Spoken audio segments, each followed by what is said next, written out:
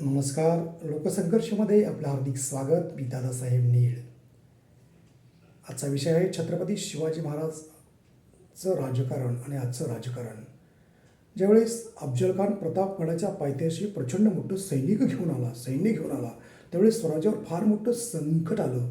परंतु छत्रपती शिवाजी महाराजांनी योग्य नियोजन करून धैर्य आणि धाडसाच्या जिद्दीच्या बळावर हे संकट पेलावून लावलं. स्वतःसह स्वराज्याचं रक्षण केलं. याचाच अर्थ असा आहे की छत्रपती शिवाजी महाराजांनी स्वतःसाठी जगताना जनतेचा, रयतेचा, प्रजेचा मोठ्या प्रमाणात विचार केला आणि त्यामुळेच स्वराज्य उभं राहिलं. आज मात्र प्रत्येक ठिकाणी जातीचा, धर्माचा आधार घेऊन फूट पाडण्याचा प्रयत्न केला जात आहे. एकंदरीत अशा प्रकारचं राजकारण, अशा प्रकारचं समाजकारण हे समाजालाच विघातक आहे आणि त्यामुळेच छत्रपती शिवाजी महाराजांचे विचार घेऊन जर आपण पुढे चाललो तर निश्चितपणे पुन्हा एकदा एकसंघ महाराष्ट्र, एकसंघ भारत होऊ शकतो.